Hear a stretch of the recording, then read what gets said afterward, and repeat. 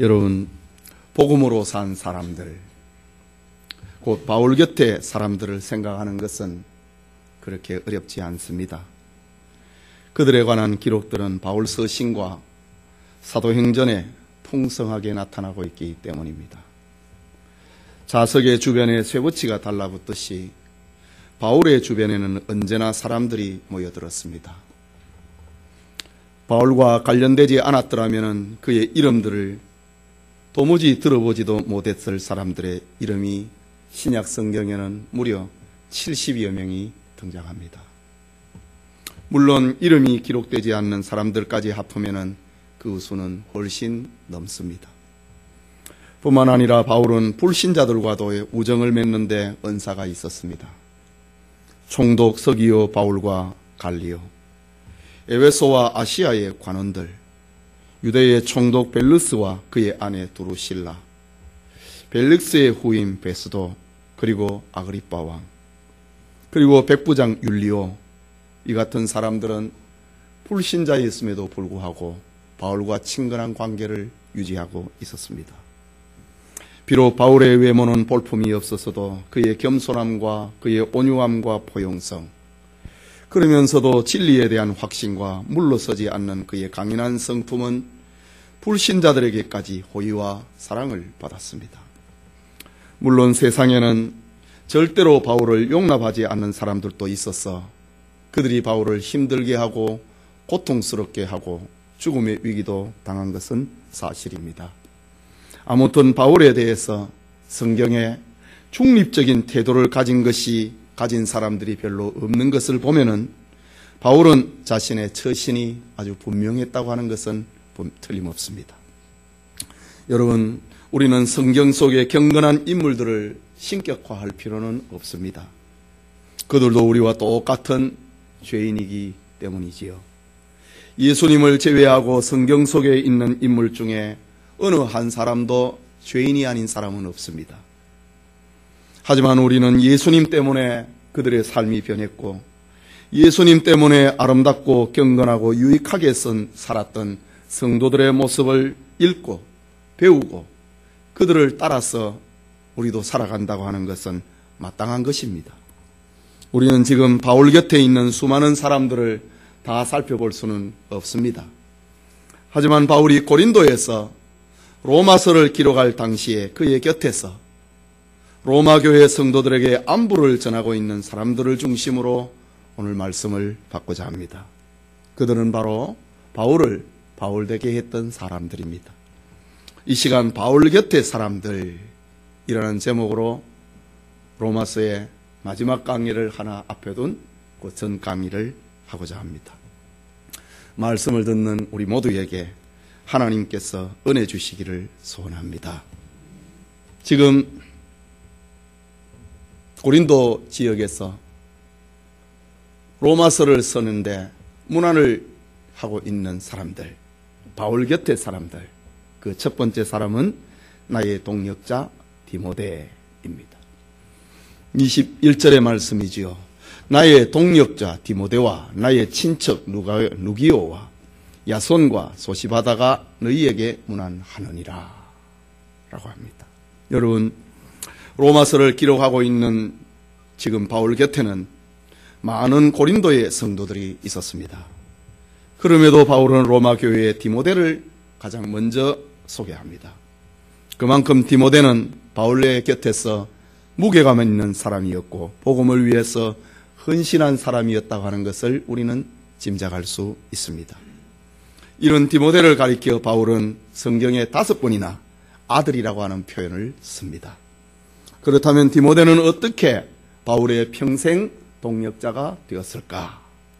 알다시피 디모데는 루스드라 출신입니다. 사도행전 6장에 나오는 말씀이지요.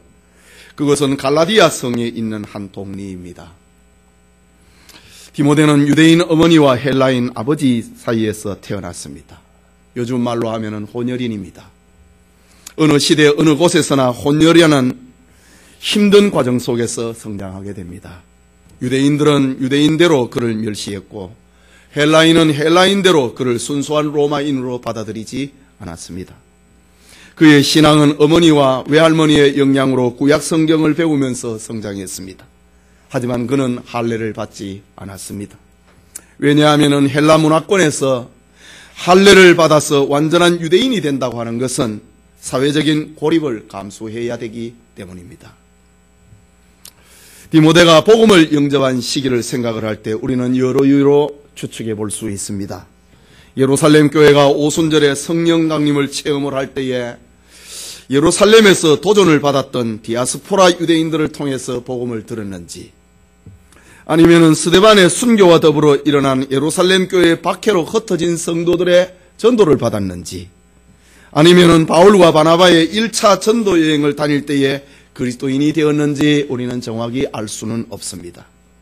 어쨌든 디모데는 바울이 1차 전도 여행 때에 루스트라에서 만난 것은 분명합니다. 그리고 2, 3년 정도 지나고 난 다음에 바울이 2차 전도 여행 중에 만났을 때 디모데는 믿음 안에서 장성해 있었습니다. 그는 자기 고향 루스트라뿐만이 아니라 거기에서 30km 정도 떨어져 있는 이고니온이라고 하는 지역에까지 그리스도의 제자로 칭찬을 받고 있었기 때문입니다. 바울은 2차 전도 여행 중에 루스트라에서 디모데의 출신 성분과 능통한 헬라어 그리고 빠른 믿음의 성장을 보이고 있는 한 젊은이를 보았습니다. 바울은 이 젊은이가 선교와 목회 사역에 소중한 조력자가 될 만한 자질이 있다는 것을 확인했습니다. 그래서 디모데에게 자기를 따라서 전도인이 되겠느냐고 물어보았습니다. 그러자 디모데는 지난날 예수님의 제자들이 그랬던 것처럼 모든 것을 버리고 바울을 따라 나섰습니다. 여러분, 전도 현장에서 또는 교회에서 준비되고 훈련된 일꾼을 만난다고 하는 것은 전도자에게 얼마나 큰 위로가 되고 축복이 되는지 모릅니다. 바울은 2차 전도 여행 중에 루스트라에서 디모데라고 하는 아주 준비된 젊은이를 만났습니다. 그와 함께 동행하게 된 것입니다. 여러분, 바울과 디모데가 동행을 하면서 복음으로 정복을 했던 저 로마의 수많은 도시들을 생각을 해보십시오. 광활한 로마 제국의 도시를 다니면서 복음을 전했던 바울과 디모데의 삶은 그 시대에는 무명인으로 평가되었지만은 2000년이 지난 지금은 세상을 정복을 하고 그리스도의 평화로 뒤덮은 영적인 전사로 지금 우리 가운데도 살아있는 것입니다. 바울을 따라서 디모데가 동행했던 전도지, 네아폴리와 빌립보, 데살로니가와 베레아, 아덴과 에베소, 고린도, 그리고 로마의 심장부인 수도 로마까지 3개 대륙에 이르는 광활한 땅을 그들은 복음으로 밟고 또 밟으며 전진하고 또 전진했습니다. 그들은 복음을 전하고 교회가 세워지면은 다른 곳으로 이동을 하고 거기서 또 다른 곳으로 나아갔습니다.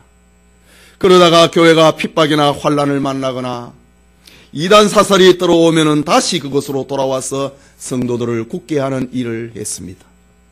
여러분, 코카콜라 판매에 미쳐버렸던 사장, 로버트 우드러프는 내 혈관 속에 피가 흐르는 것이 아니라 코카콜라가 흐른다고 말을 하고 그런 의록을 남기며 미국과 국교가 수립되기 전이라도 상륙해서 콜라로 세계를 제패했던 것을 우리는 기억합니다.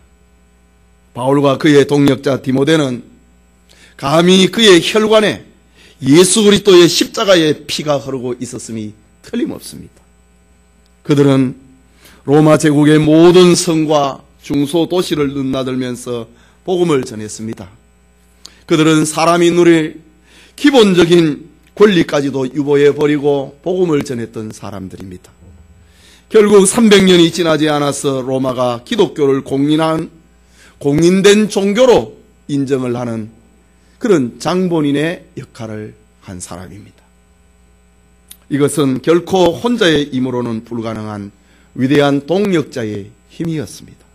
그래서 바울은 이 사실을 분명히 하기 위해서 로마 교회에 문안하면서 나의 동력자 디모데라는 표현으로서 그들에게 안부를 전하고 있습니다. 지금은 디모데가 나의 동역자가 되어서 일을 하고 있다라는 표현을 쓰는 겁니다. 우리는 디모데를 생각을 할 때에 또 하나 중요한 사실이 있습니다. 그것은 그의 충성과 끈기와 의리입니다. 바울이 로마의 감옥에서 사형 집행을 기다리는 시점에 보낸 디모데 후서를 보면은 누구는 어디로 가버렸고 누구는 나를 버리고 어디 가버렸다고 합니다.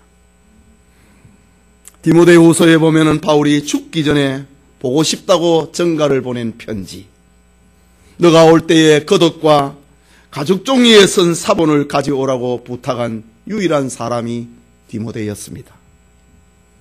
아무도 초라해져 버린 바울의 말년을 기억하지 않았습니다. 그러나 디모데는 바울의 죽는 순간까지 영적인 아들과 동역자로서 일을 했던 충성스러운 일꾼이었습니다. 예배드리는 우리 성도님, 바울이 디모데를 로마 교회에 나의 동역자 디모데라고 기록하는 것처럼 우리도 이 세상과 교회에서 만난 복음의 동역자가 되기를 바랍니다.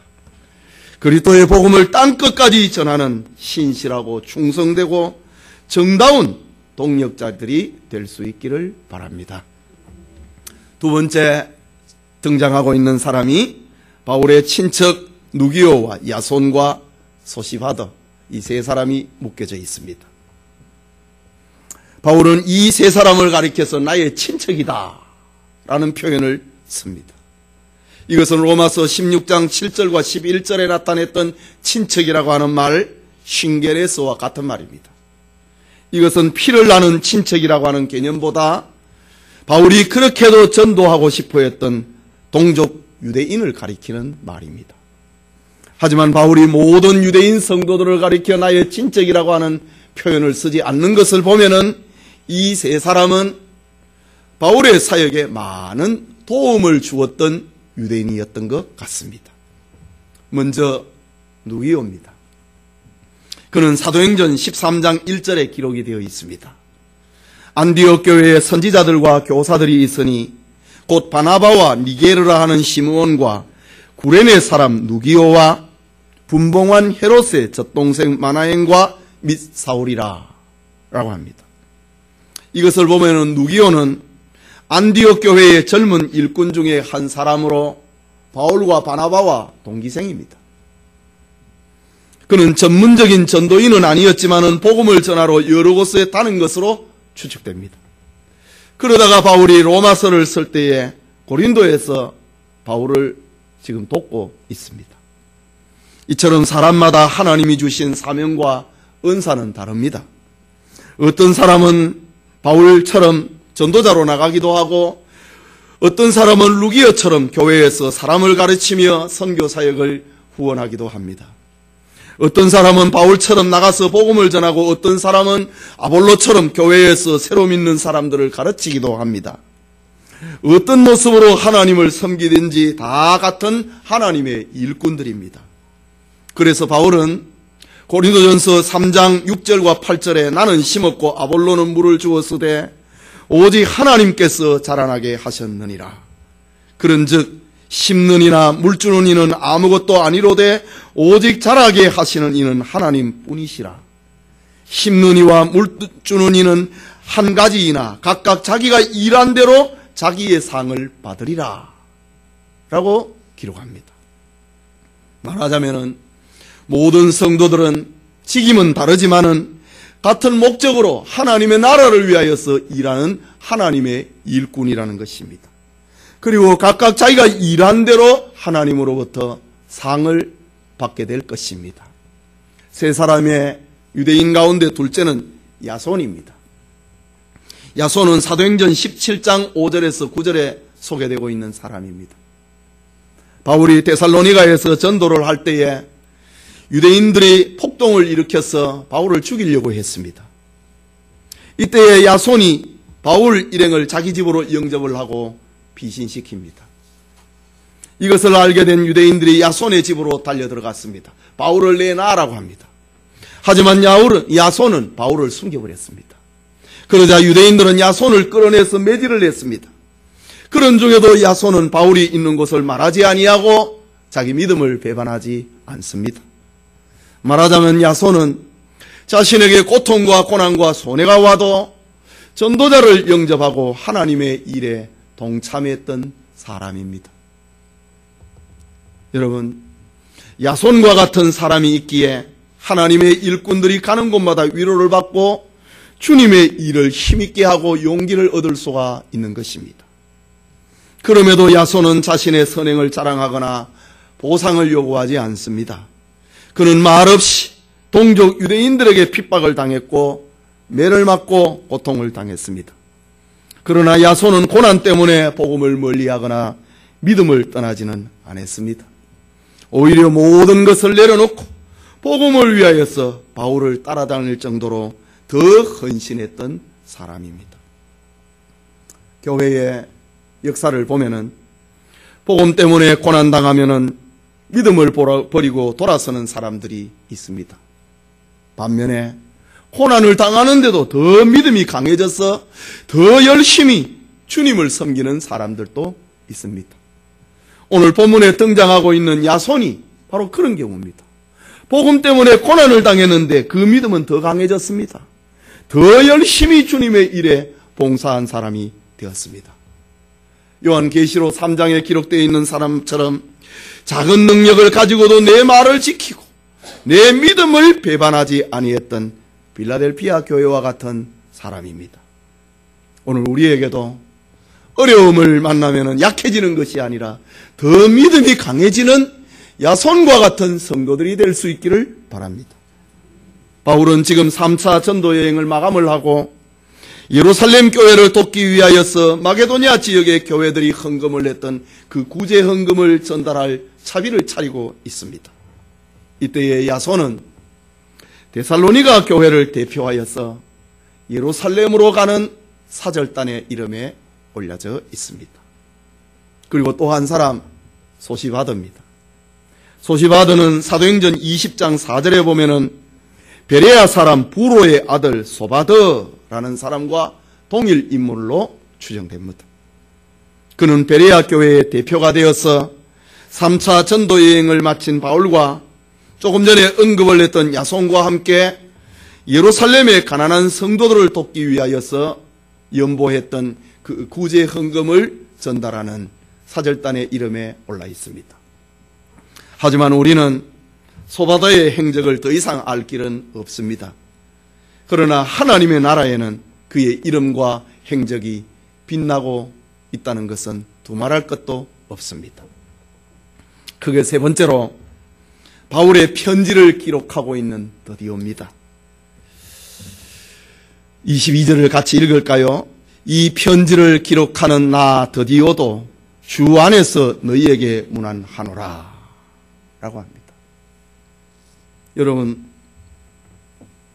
드디오는 바울을 대신해서 로마서를 기록하고 있는 대서인입니다. 당시에 많은 귀족들은 자신의 서기관을 통하여서 이렇게 편지를 썼지요. 하지만 이런 문화적인 배경보다도 바울은 안지를 앓고 있었기 때문에 마음대로 글을 읽거나 쓸 수가 없었습니다. 그래서 편지를 쓸 때는 자주 대서인이 바울의 말을 받아서 쓰고 바울이 맨 마지막에 자기 서명을 하는 형식으로 신약 성경을 기록합니다. 로마서를 쓸 당시의 분위기가 이렇습니다.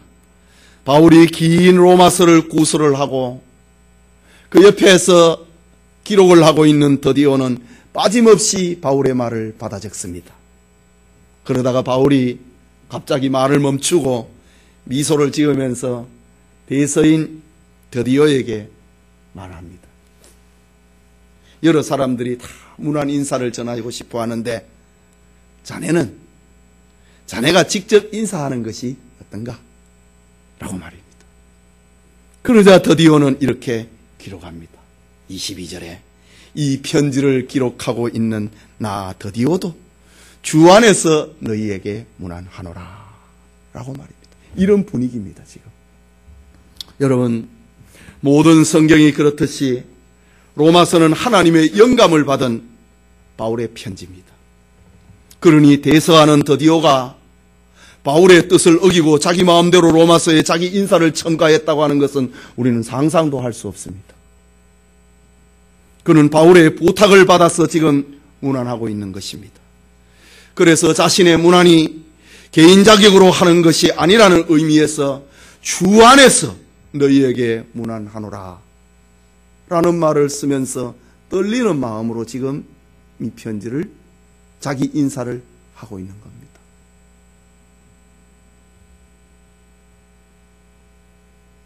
여러분, 성경을 기록하는 저자는 절대로 자기 자신의 생각을 적거나 자기에게 좋은 표현이나 자기 자랑을 쓸 수는 없습니다.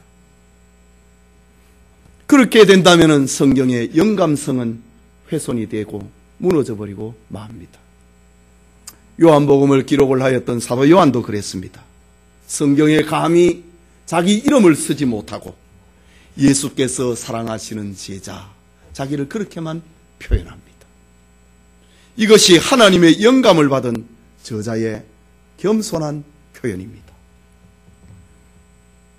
여러분, 한국 사람들은 유난히 자기 이름을 남기기를 좋아합니다. 그래서 산에 가면은 나무에나 바위나 돌에 자기 이름을 새겨 놓습니다. 때로는 문화재를 훼손하고 거기에 이름을 쓰는 사람도 있습니다. 이스라엘과 저 터키나 이집트 지역에 성지를 여행을 하면은 뭐 편판한 곳마다 낙서하지 말라고 하는 글이 써져 있습니다. 그런데 여기에는 여러 종류의 낙서가 써져 있습니다. 여러 낙서들 가운데 어김없이 한글 낙서가 있습니다. 낙서가 있습니다. 경기도에 어느 교회 여전도회가 다녀가다. 충청도에 어느 교회 누가 다녀가다. 이 성지에 가면 그래서 글씨가 한글 글씨로 써져 있어요. 서울에 어느 교회 누가 다녀가다 등의 낙서입니다. 여러분, 누가 그것을 보고 그 사람을 기억을 해줍니까? 한글 낙서가 써져 있는 것을 보면은 사람마다 부끄럽다고 한마디씩 합니다. 이게 우리나라 사람들의 이름을 남기고 싶어하는 정서입니다. 그래서 어떤 경우에는 교회에서 자기 이름을 알려주지 아니하면은 기분 나빠하고 일할 재미를 못 느끼는 사람들도 있다고요. 우리는 로마서를 대서하고 있는 드디오처럼 자기 이름을 나타내지 아니하고 자기 수고를 자랑하지 않아야 됩니다. 그것이 성령의 이끌림을 받는 성도의 겸손한 모습입니다. 사람들이 나의 수고를 알아주지 아니해도 하나님은 다 아시고 천국의 상급으로 갚아줄 것이기 때문입니다. 그게 네 번째로 바울과 온 교회를 돌보는 가이오입니다. 23절의 말씀 같이 읽읍시다. 나와 온 교회를 돌보아주는 가이오도 너희에게 문안하고 이성의 재무관 에라스도도 형제 구아도도 너희에게 문안하느니라 라고 합니다. 여기 가이오는 바울이 고린도에서 세례를 베푼 두 사람 가운데 한 사람입니다. 고린도전서 1장 14절에 보면은 나는 그리스보와 가이오 외에는 너희 중 아무에게도 내가 세례를 베풀지 아니한 것을 감사하노라 라는 말이 등장합니다. 바울이 고린도에서 두 명에게만 세례 줬답니다. 지금 왜 이거를 바울이 강조하고 있는가? 고린도 교회가 4분 5열이 돼가지고 나는 바울에게 속해 있다. 나는 아볼로에게 속해 있다. 나는 베드로에게 소속됐다. 나는 그리스도에게 소속이 됐다. 나는 누구에게 세례받았다. 나는 누구에게 전도받았다. 이렇게 네 개의 파당이 형성이 됐습니다. 바울이 뭐고 아볼로가 뭐고 베드로는 뭐냐? 다 그리스도의 사람이 아니냐? 내가 너희에게 두 사람만 세례 준 것을 나는 오히려 감사하게 여긴다 라고 합니다. 여기에 가이오의 이름이 등장을 합니다. 그렇다면 가이오는 바울의 2차 전도 여행 중에 고린도에서 1년 6개월 동안 사역을 하는데 고린도 사역의 첫 번째 회심자 중에 한 사람으로 추정됩니다. 바울이 고린도에서 2명에게만 세례를 줬는데 그 두 사람 중에 한 사람이 가이오였으니 말입니다. 특히 본절에 가이오를 가리켜서 나와 온 교회를 돌보아주는 가이오라고 합니다. 그렇다면 가이오는 상당한 재산을 가진 신앙의 사람이었던 것 같습니다. 그는 바울과 함께 전도자 일행을 머물며 먹고 마시는 것을 책임져준 고마운 사람이었습니다. 그는 자기 집을 고린도 교회의 집회 장소로 사용할 뿐만 아니라 고린도를 방문하는 모든 그리스도인들을 기꺼이 영접하고 접대했던 사람입니다.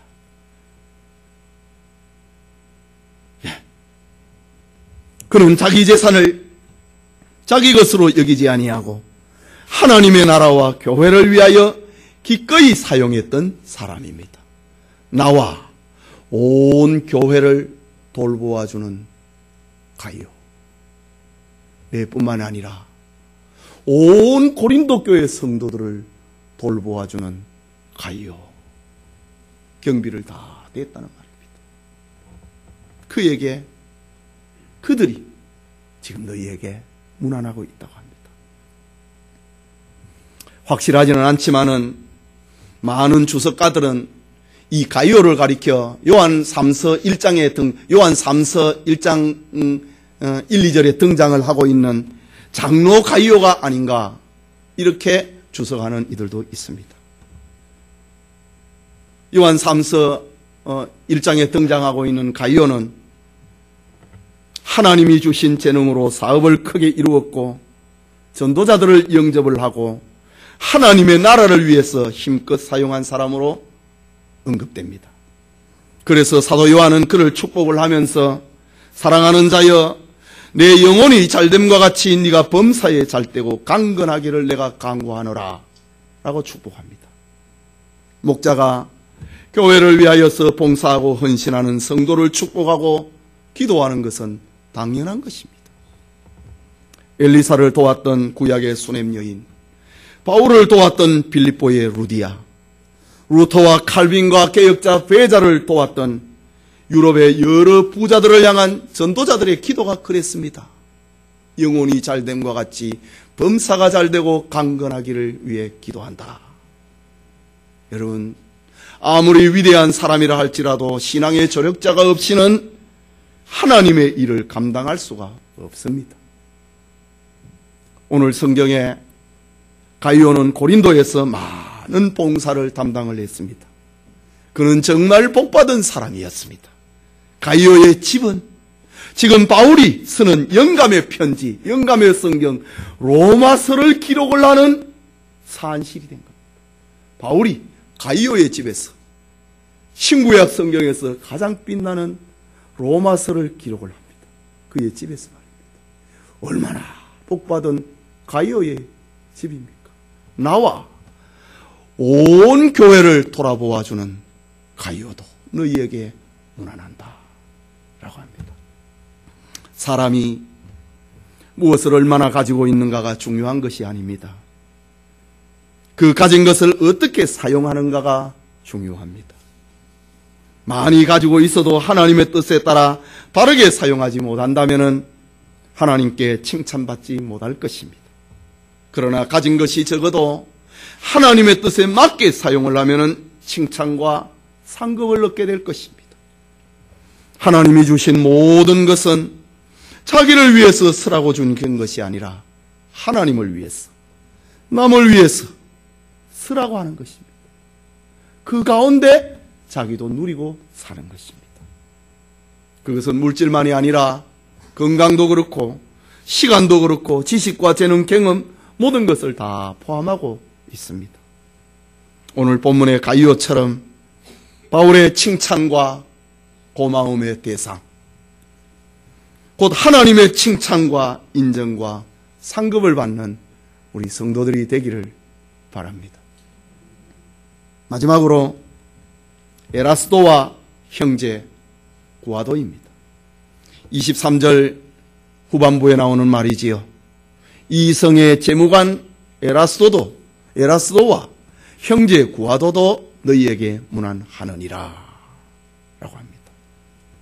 여기 에라스도를 고린도시의 재무관으로 표현한 것을 보면은 고린도 교회는 저명 인사들이 지금 포함이 되고 있다는 것을 알 수 있습니다. 바울이 에베소에서 고린도에 보낸 편지 중에 고린도전서 1장 26절을 보면은 문벌 좋은 자가 많지 아니하도다 라는 말이 나오는데, 이것과 비교를 하면은 바울이 로마서를 기록을 할 때의 고린도 교회에는 이미 신분 고하를 초월을 하여서 역사하고 있는 거룩한 공회가 되었다고 하는 것을 보여줍니다. 그리고 사도행전 19장 22절을 보면은 바울이 자기를 돕는 사람 중에 디모데와 에라스도 두 사람을 마케도냐로 보내고 자기는 아시아에 얼마 동안 더 있으니라 라는 말이 나옵니다. 만약 그가 사도행전 19장에 나오는 에라스도와 동일 인물이라면 그는 주님을 만나고 난 다음에 일반 공직을 사면을 하고 바울을 따라다니면서 복음 사역에 재정을 담당했다고 하는 그런 말이 됩니다. 그러나 우리는 자세하게 알 길은 없습니다. 그리고 형제 구아도입니다. 우리는 구아도에 대해서는 오늘 성경 이 본문 외에는 다른 정보를 알 길은 없습니다. 하지만 그는 로마교회 교인들과 이미 잘 알고 있었던 사람임에 분명합니다. 그래서 구아도도 너희에게 문안하고 있다. 로마교회 교인들이 모르는 사람이 문안하면 그게 무슨 효력이 있습니까? 이미 잘 알고 있으니까 형제 구아도도 너희에게 문안한다 라고 합니다. 여러분, 신앙이 무엇입니까? 신앙은 예수 그리스도의 진리를 분명히 알고 그 진리를 확실히 믿는 것입니다. 그리고 자신의 믿음대로 실천하면서 살아가는 것이 믿음이라고 합니다. 자신이 믿는 것에 대한 분명한 확신이 없다면 그것은 올바른 믿음이라 할 수가 없고, 자신이 믿는 것을 행동하지 않는다면 올바른 신앙이라고 할 수가 없는 것이지요. 그러나 오늘 본문에 등장하고 있는 바울 곁의 사람들은 한결같이 바른 믿음, 바른 실천의 사람들이었습니다. 이들을 통하여서 하나님의 복음이 전진했고 또 전진했습니다. 이들을 통하여 교회는 성장하고 또 성장했습니다. 바울과 함께 로마 교회에 문안하고 있는 성도들의 특징을 정의를 해본다면 그들은 모두가 다 주님 안에 있는 사람들, 구원받은 사람들입니다. 그들은 그리스도의 복음운동에 부름받아서 바울을 중심하고 바울을 시중 들고 있는 사명인이요 동력자들입니다. 그들은 여기 성경뿐만 아니라 하나님 나라의 생명책에 그 이름이 빛나고 있는 축복의 사람들입니다.